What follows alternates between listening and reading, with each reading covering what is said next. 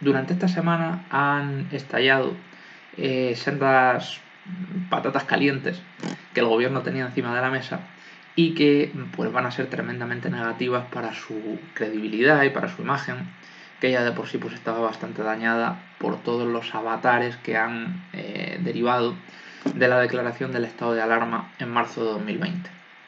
Estas dos patatas calientes son el indulto a los presos del proceso independentista catalán y la vergonzosa subida de la factura de la luz, además en aquellos tramos en los que el ciudadano medio la utiliza, que aparte de ser incompatible con los valores de cualquier gobierno de izquierdas, pues ha sido llevada de una forma torpe hasta la saciedad a un nivel comunicativo por parte del gobierno, hasta el punto de que ha resultado insultante.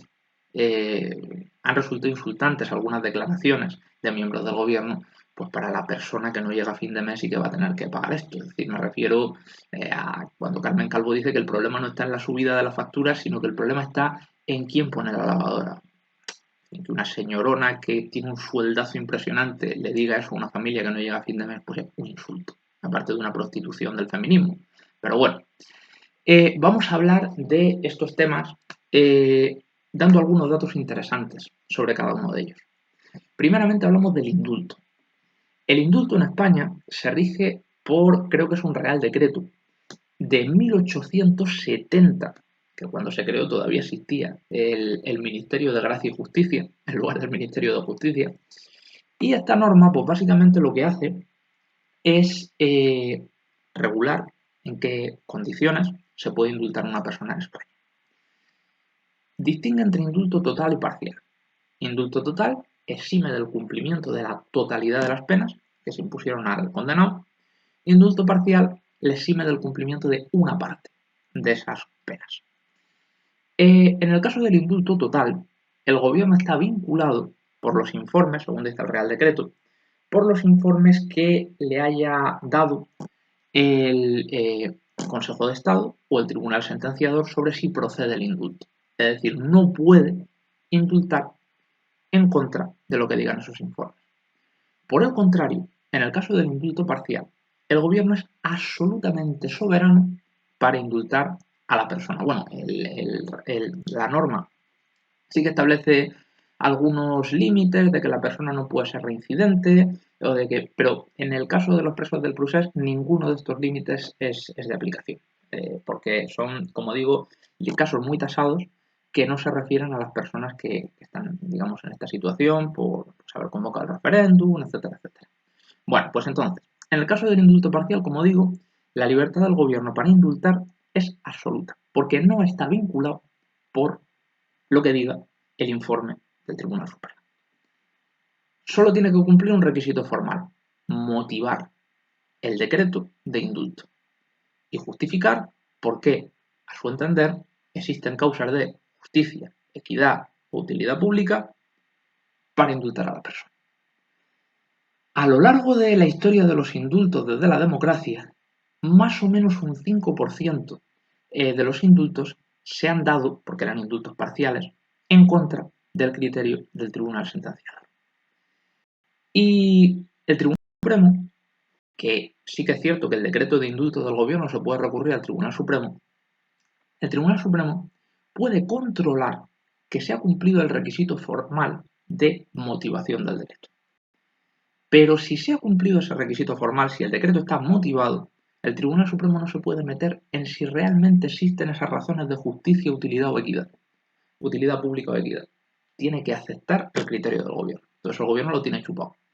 Dicta una parrafada diciendo que efectivamente existe utilidad pública porque hay un conflicto de convivencia en Cataluña y esto va a ayudar a que se solvente, y lo tiene hecho, porque así es como está regulado el indulto en España. Eso que decía Teodoro García Egea de que era necesario el arrepentimiento, absolutamente falso. Ninguna parte del Real Decreto de 1870 dice que tengas que estar arrepentido para que te den el indulto. Y como digo, si el gobierno motiva, el Tribunal Supremo tiene que aceptar la motivación y no puede meterse en si es acertada o desacertada.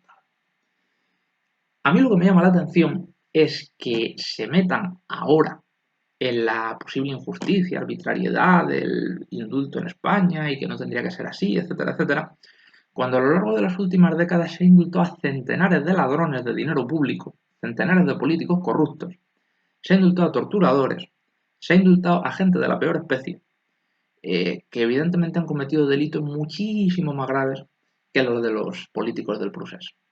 Desde 1996 hasta hoy se ha indultado a casi 250 políticos corruptos, de los cuales 155 los indultó el PP. Así de fácil. Gente que robó dinero para metérselo en su bolsillo, que traicionó a sus electores, que violó la ley en perjuicio del interés general para lucrarse ellos y lucrar a sus amigos, y se han ido de rositas, después de que hubiese sentencias firmes que dijeran que eran unos ladrones. También se indultó a torturadores, no solamente torturadores de presos de ETA, es decir, torturadores de ciudadanos comunes. Por ejemplo, 4 Mossos de Escuadra que fueron indultados por Rajoy después de ser condenados por torturar a un hombre. Y esto en un contexto donde la tortura, pues yo creo que cualquiera lo entiende, es uno de los crímenes más atroces que se pueden cometer. No solamente por el brutal atentado contra la dignidad humana que implica que te metan en una habitación y te empiecen a pegar porrazos a, pues, en fin, todos los métodos de tortura que se puedan imaginar, poniéndote una bolsa en la cabeza para que te asfixies hasta que confieses una cosa, sino que aparte, en el caso de la tortura, parten de la premisa de que tú sabes esa cosa. ¿Y qué pasa si no la sabes? ¿Qué pasa si eres inocente, se han equivocado contigo y no tienen ni puñetera idea de lo que te están diciendo? Pues que te van a seguir torturando hasta el infinito y no vas a poder hacer nada por evitarlo porque no tienen ni idea de lo que te están diciendo. Hasta tal punto, la tortura es un crimen pues absolutamente execrable y absolutamente terrible. Pues como digo, se indultó a torturadores, se indultó a políticos corruptos, se indultó a un conductor kamikaze que mató a una persona, lo indultó Rajoy, y luego nos enteramos de que el abogado de ese conductor kamikaze era hermano de un alto cargo del PP muy próximo a Rajoy. En fin, que llama la atención que se rasgan las vestiduras con esto, cuando los políticos del Prusés realmente, pues lo que hicieron fue convocar un referéndum para que la gente expresase su opinión, que efectivamente no lo podían convocar, pero desde luego la gravedad del tema a mí se me escapa. Es decir, sobre todo si lo ponemos en comparación con otra cosa. La gravedad de consultar a la gente para que diga si estoy de acuerdo o no estoy de acuerdo, más y menos en un contexto donde todo el mundo sabía que ese referéndum no tenía ningún valor legal, no solamente por lo que dijera la Constitución, sino porque carecía del rigor más elemental. Es decir, porque ahí se podía votar 2 veces, 3 veces, no había censo, era un caos. Por eso, y por hacer una declaración unilateral de independencia que era propia de una película de Berlanga, porque quedó reducida a una declaración y nada más, nada más. Es decir, evidentemente si tú vas a declarar en serio la independencia de tu país, pues ocupas los edificios oficiales, tienes un plan para que la gente ocupe los ministerios, las calles, se haga una huelga general indefinida, se ocupe el centro de las ciudades por masas humanas hasta que el gobierno acepte reconocer esa independencia. Es decir, tienes un plan. Pero ahí es que lo que se hizo fue declarar la independencia, cada cual se fue a su casa a esperar a que lo detuvieran, salvo Puigdemont y algunos más que se fugaron, y ni siquiera se atrevieron a quitar la bandera española del Palau de la Generalitat. O sea que eso no fue una declaración de independencia, eso fue un brindis al sol que llevaron a cabo porque tenían a toda la población independentista ilusionada, le habían prometido el oro y el moro y algo tenían que hacer. Es decir, en un contexto en el que el gobierno decía aquí independencia no y ellos pues, en fin, les habían prometido que iban a ser independientes. Es decir, entonces, pues eso. Es decir, que precisamente por eso yo considero que los presos del Prusés son presos políticos. ¿Por qué pienso que son presos políticos? Porque efectivamente cometieron delitos, pero no los delitos que les imputan. Cometieron desobediencia, puede ser que también cometieran malversación, pero no cometieron sedición.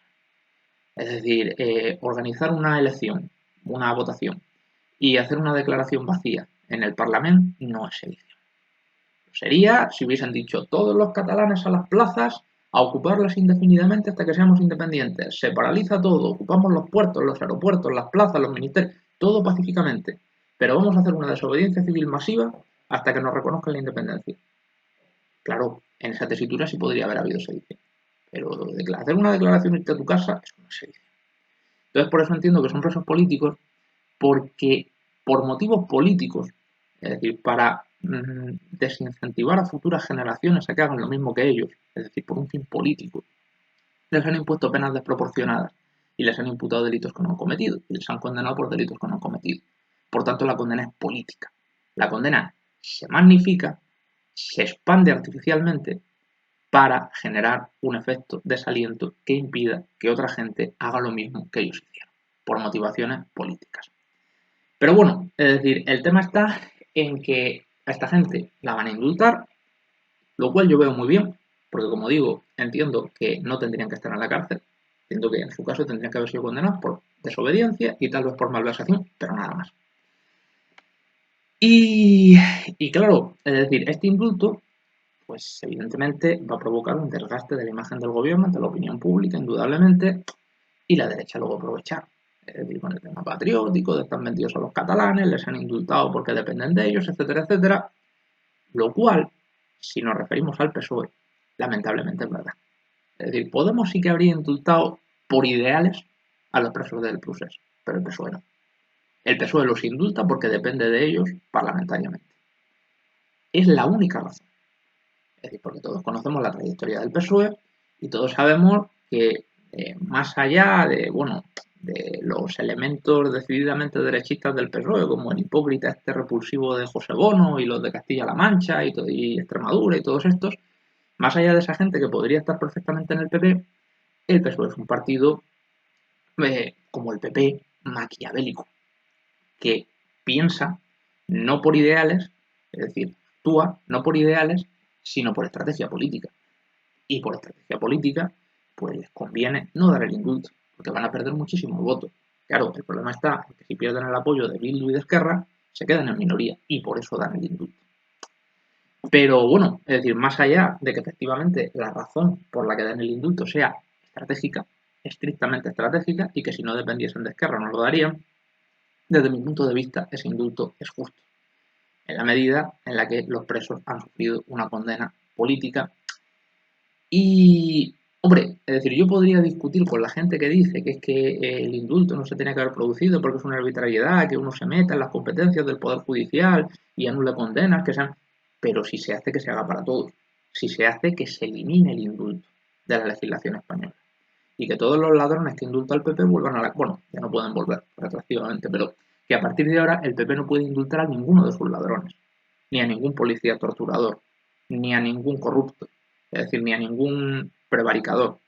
Es decir, si el indulto se elimina, que se elimine para todos. Pero lo que no puede ser es que nos rasguemos las vestiduras y digamos que se va a acabar el mundo porque se indulte a un tío que ha convocado un referéndum y aceptemos que 4 policías catalanes, Mossos de Escuadra, que torturaron salvajemente a un señor, se vayan a la calle de Rositas, indultados por Mariano Rajoy o todos los políticos que han robado a manos llenas y que han sido indultados por el PP y por el PSOE. Más por el PP que por el PSOE, pero por ambos. Bueno, pues como digo, este asunto daña tremendamente a la imagen del gobierno. Y claro, si tuviesen un mínimo de estrategia y de decencia, intentarían contrarrestar ese daño con medidas sociales. Pero es que nos encontramos con que la misma semana en la que pasa esto, se pone en marcha el subidón salvaje de la factura de la luz. En un contexto en el que es cierto que el principal responsable es el PSOE, que se niega a regular los precios de la luz, pero también tenemos a un pasmarote, porque es la forma de llamarlo, que es cómplice de todo esto y que tendría que dimitir, que es el desaparecido Alberto Garzón, el ministro de Consumo, que del mismo modo que Yolanda Díaz está haciendo una muy buena gestión en su ministerio, pues él lo único que sabemos es que cobra un sueldazo, que cada día lleva un traje más lujoso que el otro y que aparece por el ministerio para cobrar la nómina.